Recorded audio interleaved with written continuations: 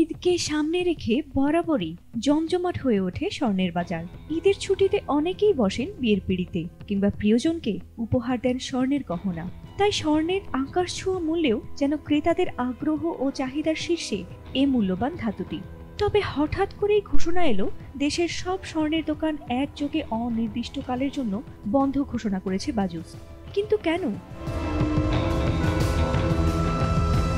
স্বর্ণের দাম নাগালের বাইরে চলে গেলেও যেন প্রতি ঈদেই এর চাহিদা বাড়ে।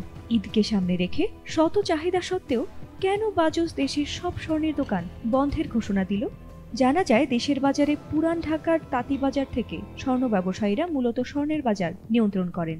কিন্তু সেখানকার এক স্বর্ণ ব্যবসায়ীকে বুধবার গ্রেফতার করে পুলিশ। আর তাতেই যেন তীব্র ক্ষোভে ফেটে পড়েছে বাংলাদেশ জুয়েলার্স অ্যাসোসিয়েশনের ও স্থানীয় জুয়েলারি ব্যবসায়ীরা।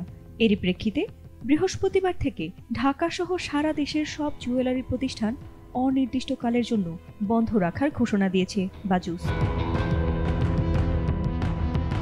বুধবার সন্ধ্যা 7:30টায় রাজধানীর স্বর্ণ ব্যবসা কেন্দ্র তাঁতিবাজারে অবস্থিত নিজের ব্যবসা প্রতিষ্ঠান থেকে বাংলাদেশ জুয়েলার্স অ্যাসোসিয়েশনের সহসভাপতি রিপনুল হাসানকে গ্রেফতার করে আইন শৃঙ্খলা রক্ষাকারী বাহিনী।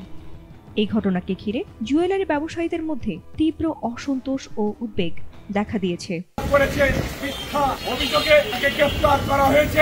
এদিকে বাজুসের সহসভাপতি রিপনুল হাসানকে মিথ্যা অভিযোগে গ্রেফতার করাকে গভীর উদ্বেগ ও হয়রানিমূলক জানিয়ে এক বিবৃতি দেয় বাজুস। সেখানে ভারপ্রাপ্ত সভাপতি গুলজার আহমেদ এবং সাধারণ সম্পাদক বাদল চন্দ্র রায়ের এক যৌথ বিবৃতিতে বলা হয়, তাকে গ্রেফতারের বিষয়টি সুপরিকল্পিত হয়রানির অংশ। এ সময় তীব্র নিন্দা ও অবিলম্বে নিঃশর্ত মুক্তির দাবি জানান তারা। এছাড়াও বাজুসের কেন্দ্রীয় নেতারা জানিয়েছেন, দাবি আদায় না হওয়া পর্যন্ত সারা দেশের সব জুয়েলারি দোকান বন্ধ থাকবে এবং প্রয়োজনে আরও কর্মসূচি ঘোষণা করা হবে।